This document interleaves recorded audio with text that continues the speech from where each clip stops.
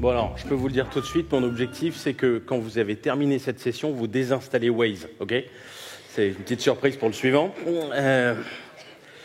Donc voilà, la question du jour, c'est comment est-ce qu'on fait de la personnalisation en protégeant la vie privée des utilisateurs. Donc en deux mots, qui je suis, j'ai mis des petits logos pour que ce soit facile à comprendre pour tout le monde. Firefox, donc Mozilla, 17 ans. En partant, j'ai écrit un livre qui s'appelle Surveillance, les données personnelles à l'ère du numérique, comprendre la liberté personnelle face aux défis du numérique, comprendre et agir. C'est-à-dire que, comme un chercheur, j'essaye de vous expliquer un problème, mais comme un activiste, j'essaye de trouver des solutions. C'était donc les deux moitiés du livre. J'ai passé 3 ans chez Cozy Cloud, et en juin, je suis arrivé chez Quant. Et puis, dans mon temps personnel, qui est libre et copieusement libre. J'ai été 3 ans au Conseil national du numérique et maintenant je suis au comité de prospective de la CNIL. Et je vais vous parler des gens que j'aime bien, en fait, pour vous raconter un peu l'histoire de la problématique qui m'intéresse. Là, c'est Tim Berners-Lee, inventeur du web, un type extraordinaire, qui a inventé le web. C'est juste que s'il fallait regarder dans toutes les merveilles qu'il a inventées et qu'il a rendu librement utilisable, et c'est grâce à ça que ça a fonctionné, il y a un truc qu'il n'a pas pensé, parce que forcément c'était un chercheur dans un contexte académique, il n'a pas envisagé que les gens allaient publier sur le web pour de l'argent, et que donc il fallait trouver une méthode pour leur faire gagner de l'argent.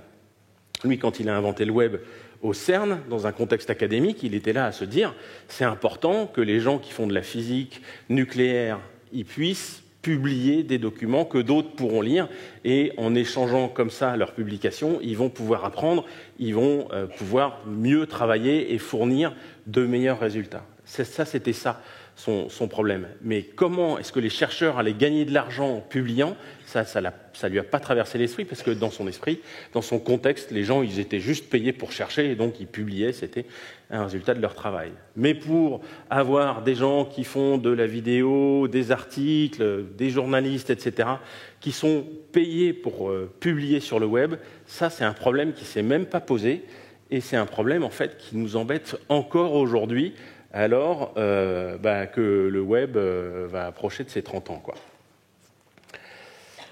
Heureusement, il y a Patrick Lelay à la rescousse. Alors Patrick Lelay, c'est l'ancien président de TF1 qui avait déclaré un peu bêtement dans une interview qu'il ne pensait pas pouvoir publier un jour, et c'est sorti dans un livre. Il a expliqué son business avec toute la franchise de Breton qu'il caractérise. C'est le métier de TF1, c'est de vendre à Coca-Cola du temps de cerveau humain disponible. Et longtemps, ça a été le business model du web. Vous alliez sur un site web, au début des premiers sites web dans les années 90, vous aviez des bannières. Et la bannière publicitaire, ça occupait votre temps. Vous lisiez la bannière en même temps que vous lisiez le contenu. Et vous aviez des pubs pour des marques à la mode de l'époque, genre Benetton ou des trucs comme ça, quoi. Éventuellement, vous cliquiez dessus ou pas, on s'en fout. On avait imprimé, entre guillemets, la bannière dans votre cerveau d'internaute, et ça suffisait à gagner de l'argent pour le site web. Et c'est c'est devenu, si vous voulez, ce qu'on appelle aujourd'hui l'économie de l'attention. C'est ça, afficher de la publicité. Ça allait, même si on peut être critique envers la publicité, ça allait. Et puis là, je vais vous faire une parenthèse bucolique. Souvent, quand je fais une conférence, je pose la question, mais je ne vais pas vous le faire aujourd'hui, je demande aux gens de lever la main s'ils sont clients de Facebook ou de Google. Et là, la majorité des gens lèvent la main. Non, je ne vous demande pas de le faire, parce qu'il y a trop de professionnels du web dans la salle, ils ne vont pas tomber dans le panneau. Car il y a un panneau.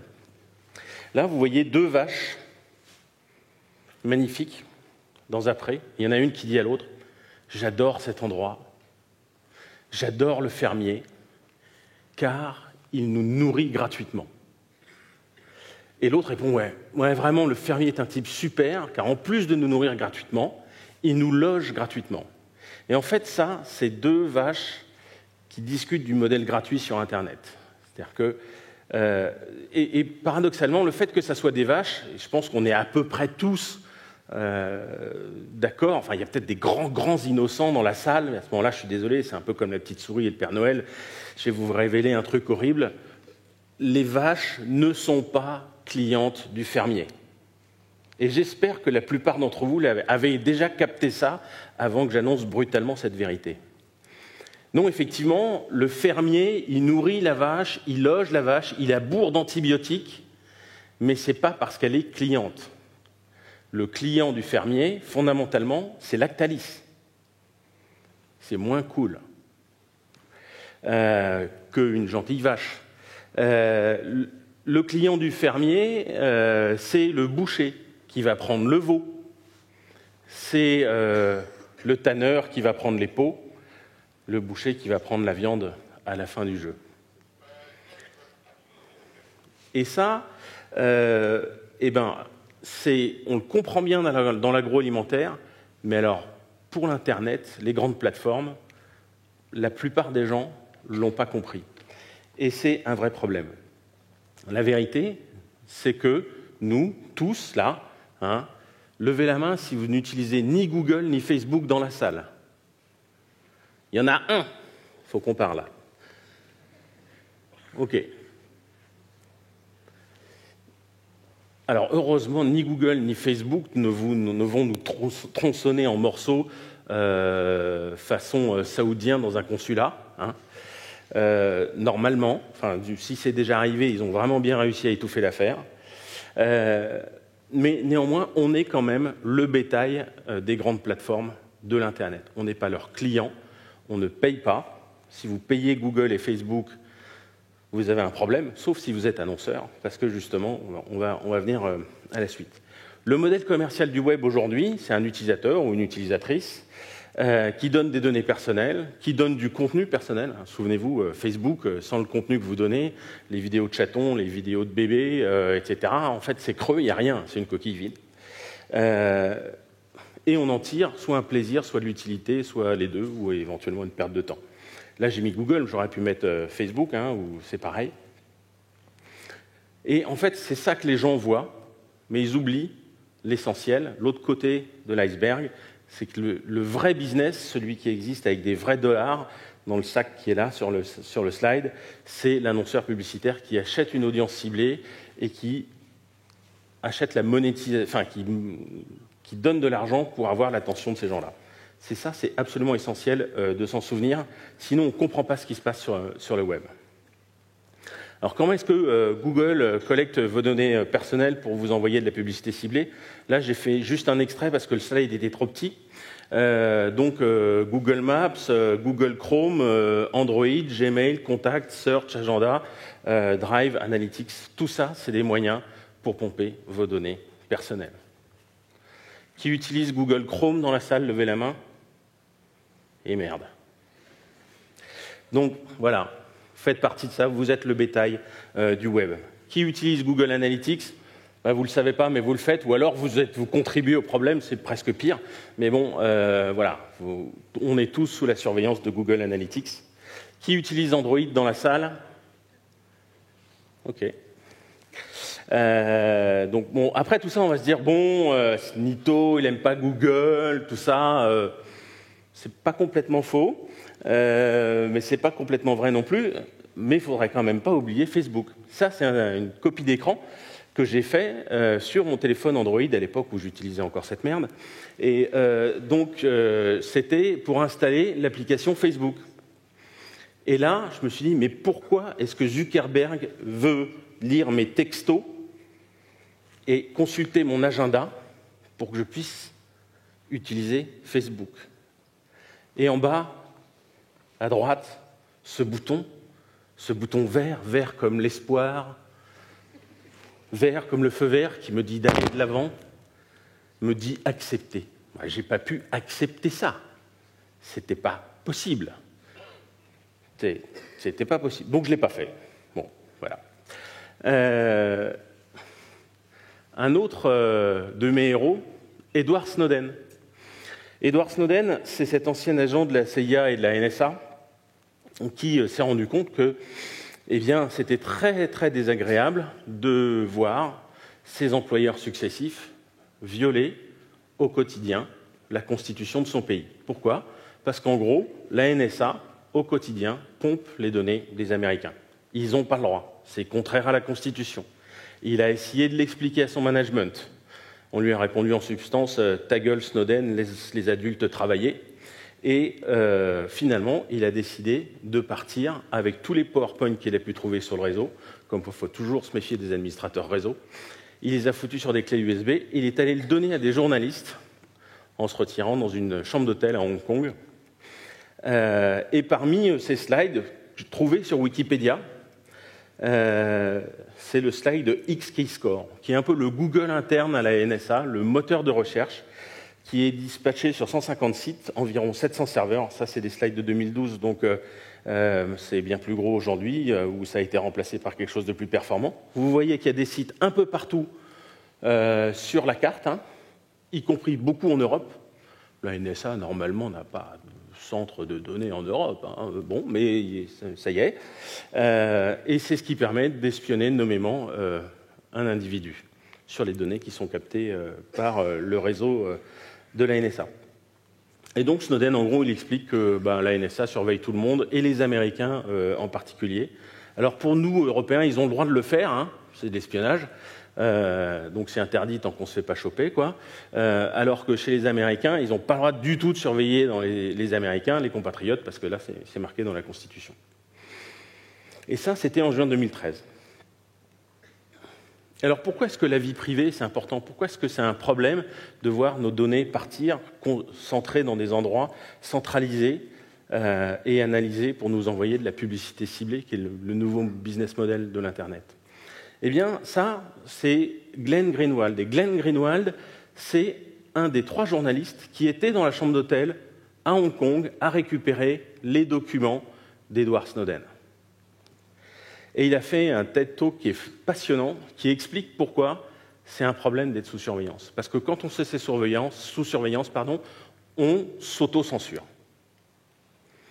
Alors là, il le dit, notre comportement change quand on est surveillé, ça pousse à la conformité, l'obéissance, la soumission. Et c'est vrai que les tyrans recherchent ces systèmes de surveillance. Mais très prosaïquement, moi, ça m'arrive. Hein. Je vais vous faire une petite confidence. Moi, je chante sous la douche. Très, très mal. Et je chante sous la douche quand je suis seul dans l'appartement. Et quand j'entends la porte qui craque et ma femme qui fait « Chérie, je suis rentré du jogging », eh ben, ça me coupe le sifflet, mais tout net. Parce que je ne peux pas accepter d'être jugé par ma femme qui a chanté du Claude François à tue-tête. Là, je sais que ça va casser quelque chose dans notre couple, et donc ça m'arrête. Je ne peux plus chanter. Pourtant, ma femme, elle est normalement assez bienveillante, hein, sauf quand j'ai oublié d'acheter le pain, là, c'est toujours la merde. Mais bon, sinon, elle est sympa avec moi. Mais dès que je suis sous surveillance, ça me coupe le sifflet, je ne peux plus chanter. Seulement, ce n'est pas juste Snowden et Greenwald qui nous expliquent ça. Il y a aussi des philosophes français, Deleuze, etc., qui nous expliquent qu'être surveillé, ça s'appelle le panoptisme dans leur jargon, eh bien, ça provoque l'autocensure. Il y a une étude scientifique qui s'appelle Chilling Effects, dont les références sont là, publiée par le Berkeley Technology Law Journal, qui est donc faite par un scientifique qui analyse l'audience de la Wikipédia américaine sur un sous-ensemble de pages, des pages qui sont liées au djihadisme et au terrorisme islamiste. Il a pris un ensemble de pages et tout ce qui est sur djihad, salafisme, explosifs improvisés, etc. Et il a regardé leur audience et il a fait une moyenne de l'audience au fil du temps. Et la barre noire que vous voyez, c'est la tendance, la régression, comme on dit. Et vous voyez, ça monte. Effectivement, hein, et c'est bien d'ailleurs que ça monte. D'abord, il faut juste rappeler que regarder Wikipédia, c'est légal. Vous avez le droit de le faire. Et 2, c'est une bonne chose. Parce que ce n'est pas en regardant les chaînes du câble qu'on se renseigne en profondeur et de façon intelligente sur des événements aussi dramatiques qu'un attentat. Dans l'instant de l'attentat, vous avez un type avec un micro comme ça, vous avez des gyrophares, vous avez du sang par terre. Vous avez le mec qui ne sait pas combien il y a de morts. Tout ce qu'on sait, c'est le lieu et l'heure. Et c'est tout, quoi. Il y a très peu d'infos. Par contre, dans Wikipédia, on peut aller en profondeur, réfléchir. Pourquoi est-ce que ces gens-là font ça? Quelles sont leurs motivations? Et c'est là qu'on va se rendre compte des trucs pas forcément évidents. En fait, c'est une toute petite partie des gens qui font ça, même si on en parle beaucoup. Et puis surtout, ils tuent plus de musulmans que d'occidentaux. Ah, ça, on oublie souvent de le dire. Tout ça, c'est expliqué dans Wikipédia. Et c'est important de le lire, de l'apprendre, de comprendre, de réfléchir à tête reposée. Et donc les gens visitent de plus en plus les pages de Wikipédia liées au terrorisme, et c'est une bonne chose. Jusqu'à ce qu'arrivent les révélations Snowden. Les gens se savent sous surveillance. La barre rouge, là, c'est la révélation Snowden. Du jour au lendemain, moins 20% sur les visites de Wikipédia sur ces pages-là. Et ensuite, la tendance en chute libre. Les gens ont arrêté de visiter les pages de Wikipédia liées au terrorisme. Je rappelle qu'il est toujours légal, même après Snowden, de consulter Wikipédia. Et c'est toujours bon, important, nécessaire de le faire. Mais les gens n'osent plus le faire, comme s'ils redoutaient une cyber-rafle parce qu'ils ont consulté Wikipédia. Mathématiquement, on le constate, ils s'auto-censurent. Et un citoyen moins bien informé, c'est un citoyen qui vote moins bien. D'ailleurs, ils ont élu Trump. Sûrement un hasard. En Europe aussi, ça arrive. La Cour européenne des droits de l'homme, eh bien, elle a rendu un jugement sur le fait que les Anglais, et c'est probablement le pareil en France, bon là c'est les Anglais compris, comme quoi en fait le Royaume-Uni surveillait trop largement ses citoyens et que donc c'était une façon de mettre les gens dans une prison mentale. Parce que c'est ça, en fait, surveiller les gens, c'est mettre une prison mentale. Quand ma femme, elle débarque dans l'appartement, c'est comme si j'avais une porte de prison qui se fermait, je suis bloqué, je ne peux pas le faire. Et donc, je ne peux pas exprimer des choses, bon alors là, c'est mes pitoyables talents artistiques, ce n'est pas si grave. Mais ici, dans cette salle, il y a plein de gens qui font le web, qui font de la technologie, qui font des entreprises. Et vous savez, quand on a une idée au départ, elle est toute petite, elle est toute faible, c'est comme une fleur, une petite fleur. Elle n'est pas solide. Et si on se sent observé, si on se sent critiquable, on ne va pas oser faire grandir cette idée. Et ça craint. Donc, on a un problème. Être sous surveillance, ça brise la créativité de chacun. Alors, on pourrait se résigner, on pourrait se dire ouais, mais il y a quand même de la croissance et de l'innovation derrière tout ça. C'est vrai, on pourrait se dire ça. Mais on peut aussi essayer d'inventer quelque chose de mieux, essayer de sortir de ce modèle de fonctionnement du capitalisme, de surveillance, qui consiste à pomper un maximum de données personnelles pour tout savoir sur les gens, pour faire de la publicité ciblée. Et la chose qu'on fait chez Qwant, c'est un moteur de recherche. Parce qu'un moteur de recherche, c'est vachement important. C'est le point d'entrée sur le web pour énormément de gens. Et on le fait sans sacrifier la vie privée. Quand vous allez sur Qwant.com, vous n'avez pas une bannière avec une petite croix dessus qui vous dit « Acceptez, en continuant votre navigation, vous acceptez les cookies et la cookie policy ». Mais non, on ne met pas de cookies, donc on ne met pas de bannière. Vous n'êtes pas suivi. Ah, vous me direz, oui, mais quand même, mon adresse IP. Oui, ben, votre adresse IP, elle rentre dans un log, mais elle est saltée, elle est hachée, de façon à ce qu'on ne puisse pas la retrouver et pas savoir que c'est vous. Et si vous revenez dans 5 minutes et que vous refaites la même requête, on ne saura pas que c'est vous. Donc, pas d'historique de navigation. Bon, et en plus, on utilise évidemment HTTPS pour chiffrer la transaction. Nos serveurs, nos technologies, nos index, nos algorithmes, ils sont basés physiquement en Europe. Et au-delà de Qwant, on a un certain nombre de services complémentaires, le sport, shopping, musique, etc., games, junior, qui vont en plus de ça. Alors, vite fait, junior pour les 6 à 12 ans, pas de porno, pas de violence, pas de haine, pas de drogue, et tant qu'à faire, pas de publicité. Ce qui est important, parce que les enfants entre 6 et 12 ans sont quand même moins bien équipés que nous pour faire face à la publicité. Alors je vous dis tout de suite, mettez pas compte junior en moteur par défaut chez vous, pour vous. Hein. Ça fait un web un peu chiant quand même. Hein. Mais pour les enfants, c'est super. Hein. Franchement, c'est super. Compte musique, donc c'est un vertical, c'est une recherche. Donc là, vous voyez, on peut écouter sur Spotify, etc. On voit la fiche de Madonna, on peut voir sa discographie, etc. Quelques chiffres, on a implanté en région, en particulier à Nice, Ajaccio et Épinal, en Allemagne, en Italie, Paris et Rouen. On est dans le top 50 des sites européens. Et avant qu'on pose la question, comment est-ce que vous gagnez des sous chez Quant? On fait de la publicité, mais on ne fait pas de la publicité ciblée. On fait de la publicité contextuelle. Là, sur l'écran, je fais une demande, je tape vélo, eh bien, on me propose une pub, en l'occurrence, pour Amazon et une autre pour acheter un fixie, un vélo à pignon fixe. Voilà. Et c'est vous qui avez saisi cette donnée, vélo. À l'instant T, vous êtes intéressé par un vélo. Je ne sais pas si vous êtes blanc, rouge, vert ou noir, j'en sais rien. Je ne sais pas combien vous gagnez, et on vous sert l'info. C'est tout. Et si vous revenez dans 5 minutes, on ne sait pas que c'est vous. Ça, c'est la première façon de gagner de l'argent. La deuxième, c'est par exemple, vous faites une recherche sur TV 4K, eh bien, on voit que là, vous avez peut-être bien envie d'acheter une télé 4K, et à ce moment-là, on a une liste de partenaires en haut à droite, encadrée en rouge ici. Le rouge, il n'y est que sur mon slide, hein, il n'y est pas sur votre écran.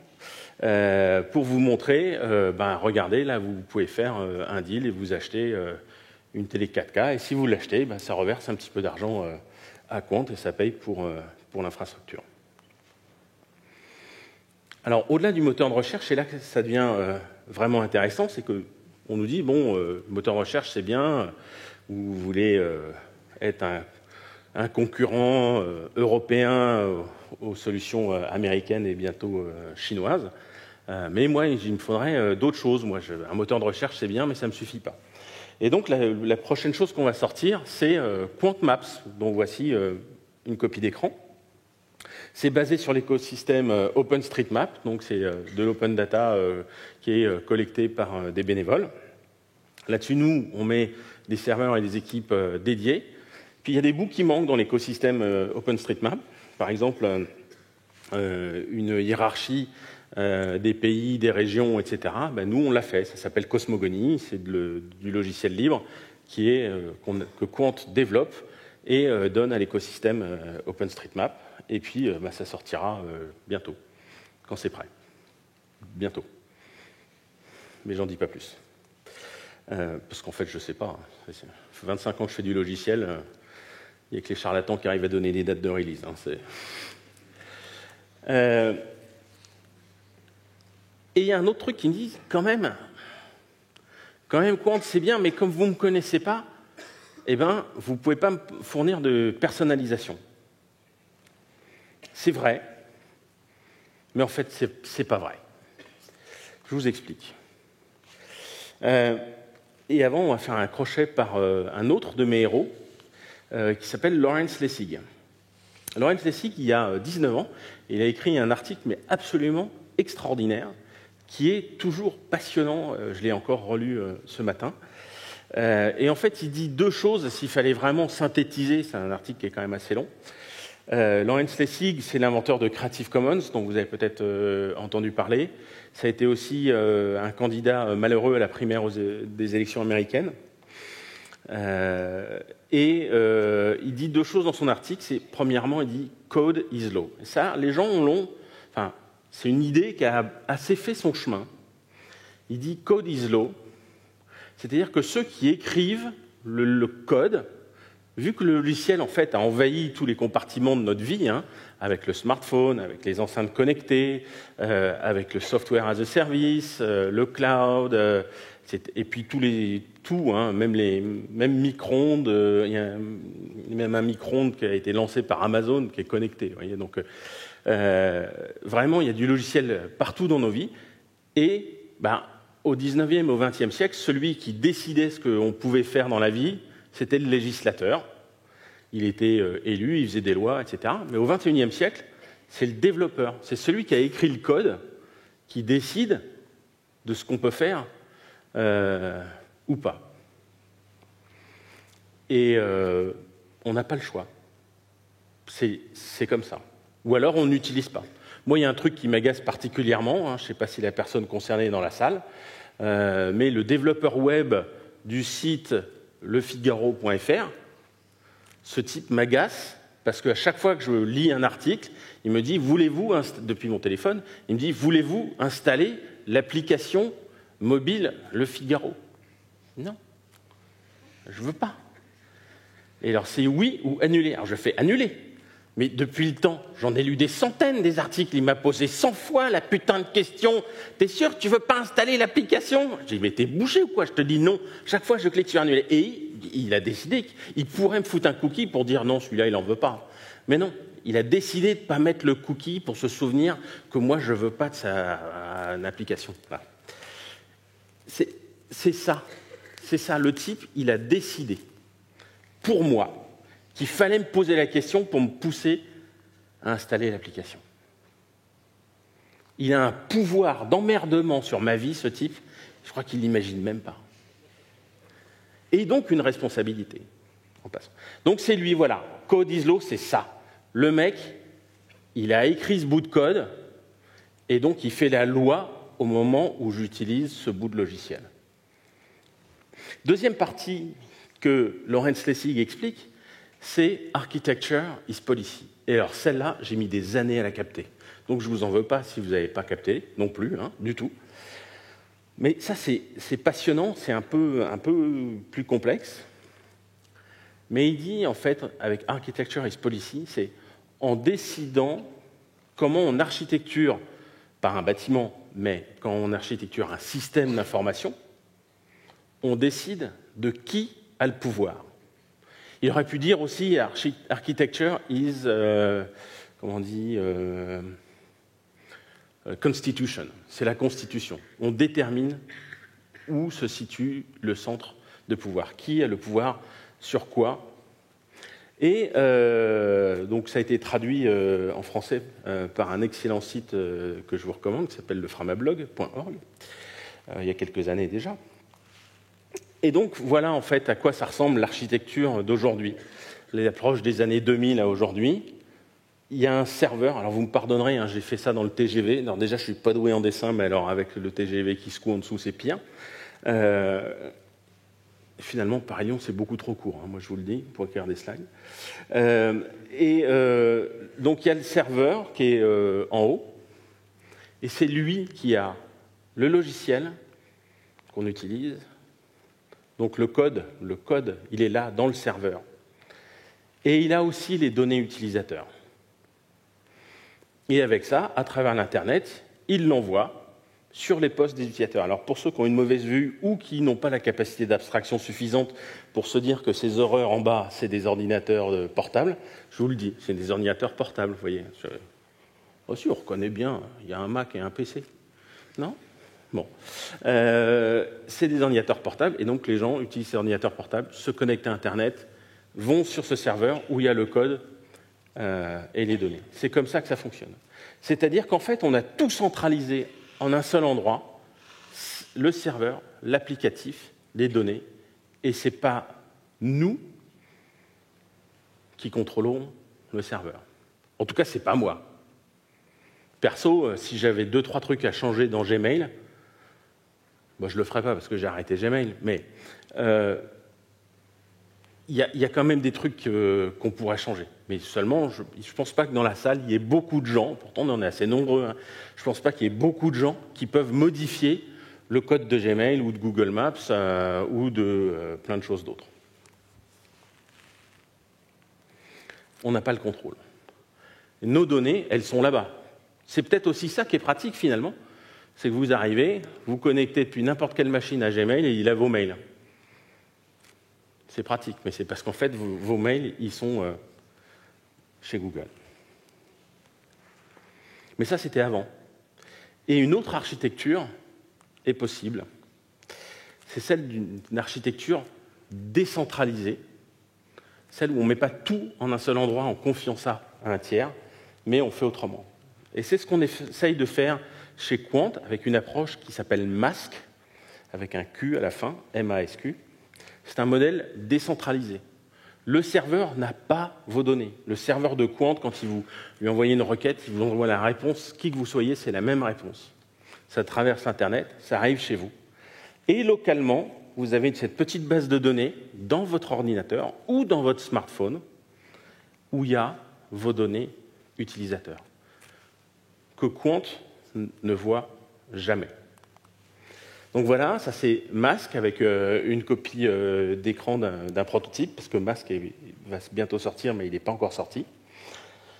Pour concilier la personnalisation des résultats avec la vie privée, on va utiliser MASQ.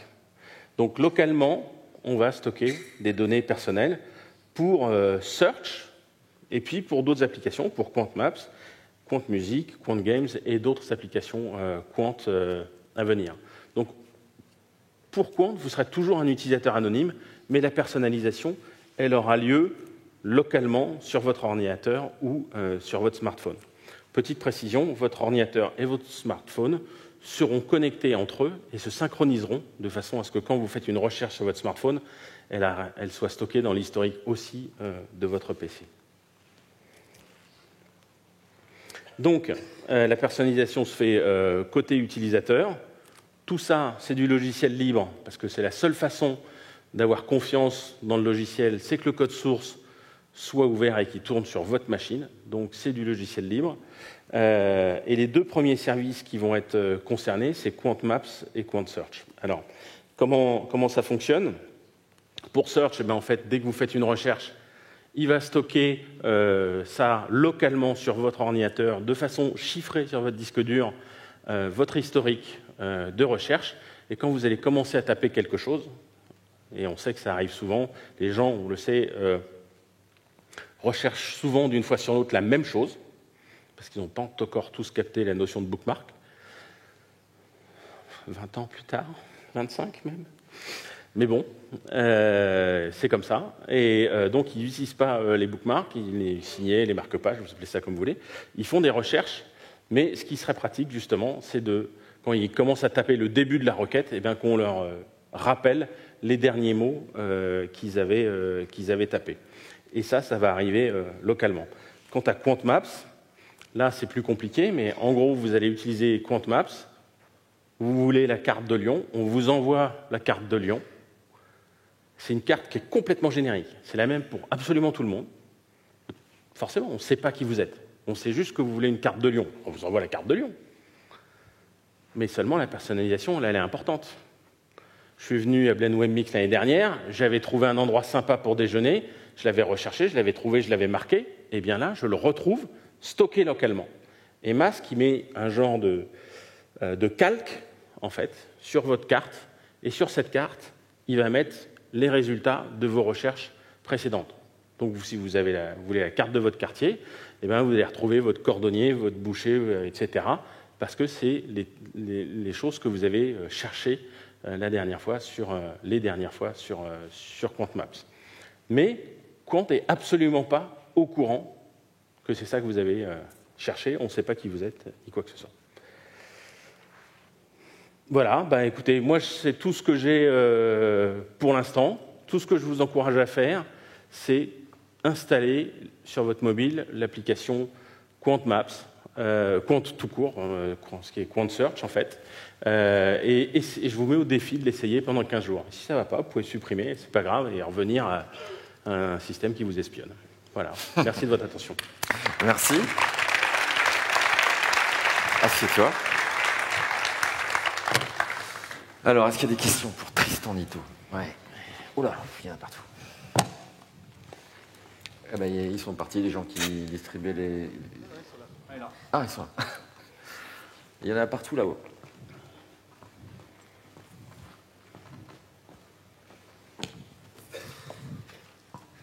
Alors. Merci beaucoup pour votre intervention, très instructif. J'ai une petite question ordre technique et aussi un peu éthique. Pourquoi avoir privilégié un stockage local des données, puisqu'on sait que quand même, quand un serveur arrive à collecter un grand nombre de données, ça peut aider à faire des choses intéressantes avec le big data, faire ressortir des tendances, etc. Et il y a des compagnies qui pratiquent le differential privacy, qui consiste à anonymiser une partie des données, ce qui permet en fait de rendre intraçable un utilisateur unique.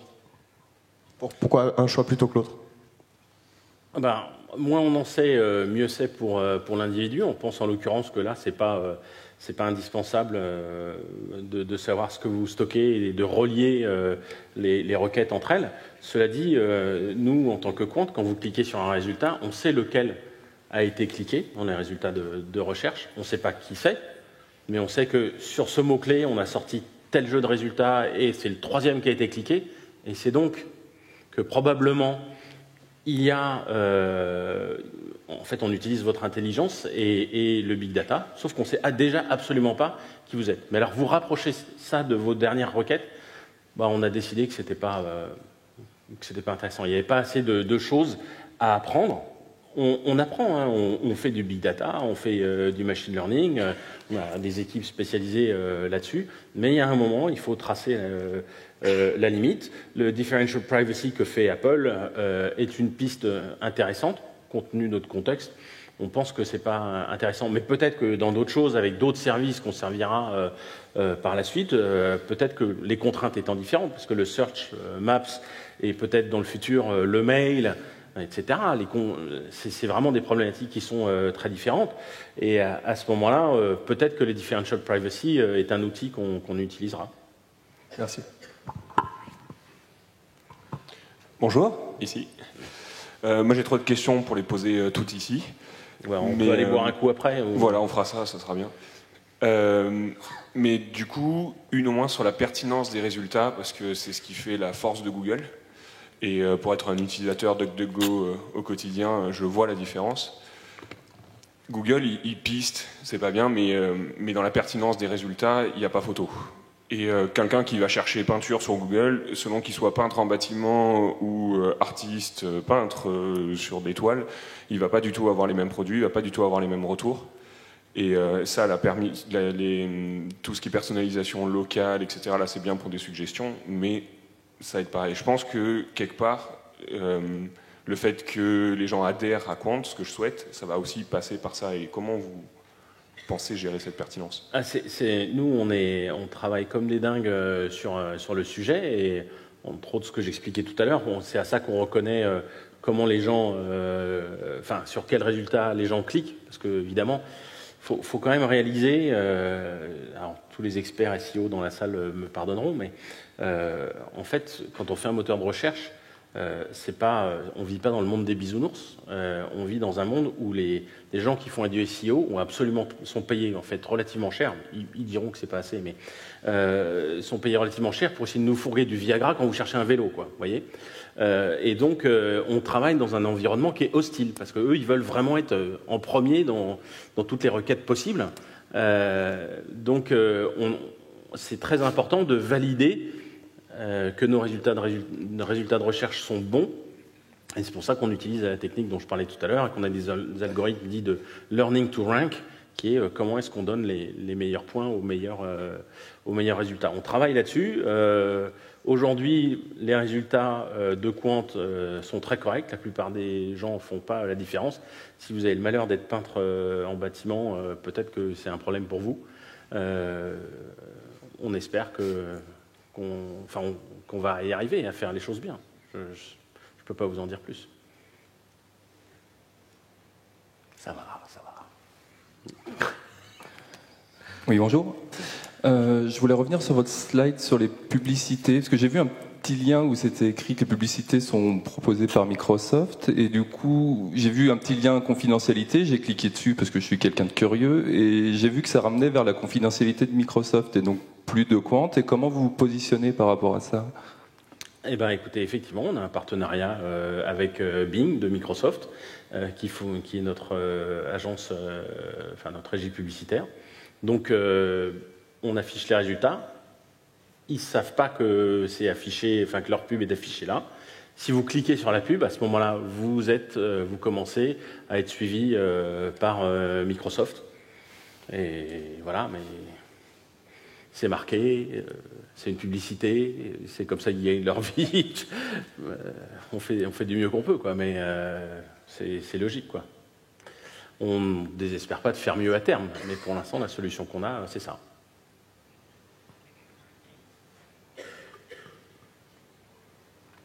Bonjour. Bonjour. Alors, bonjour, mais où? Là-haut. Merci beaucoup pour votre intervention et votre travail déjà. On a besoin. Une petite question sur Mask. Au niveau de la sécurisation des données, j'espère que vous m'entendez. Oui, tout va bien. Donc vous mettez les données en local, ce qui est très bien, donc ça nous appartient à nous. Mais est-ce que vous proposez un service de sécurisation de ces données? Ah oui, elles sont complètement chiffrées sur le disque avec, alors j'ai pas en tête les algos de chiffrement, mais c'est du solide. Bon, mais cela dit, c'est open source, c'est sur GitHub, on peut vérifier. Hein, mais... Et du coup, est-ce qu'il n'y a pas des incompatibilités avec des systèmes d'exploitation, par exemple, qui pourraient être un petit peu intrusifs? Non. Alors, je ne vois pas à quoi vous faites référence. Alors, autant pour moi, je voulais parler de...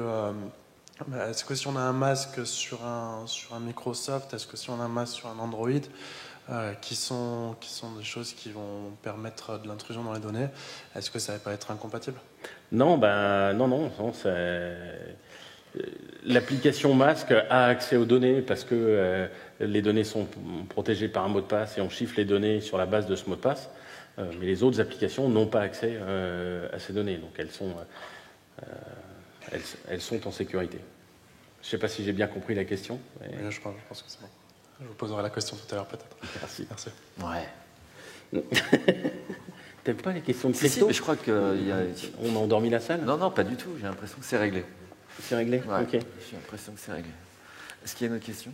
Là. Oui, bonjour. C'est la dernière question. Qu'est-ce que vous pensez des initiatives de self-data du type COSI ou Solid de Tim Berners-Lee, justement, par rapport à l'opportunité justement d'avoir de la donnée qui reste centralisée pour l'utilisateur? C'est-à-dire parce que l'inconvénient de ce que vous proposez, c'est quand on change de navigateur, on change également de storage local de données. Donc on voit bien l'intérêt qu'il pourrait y avoir à centraliser quelque chose vis-à-vis de l'utilisateur.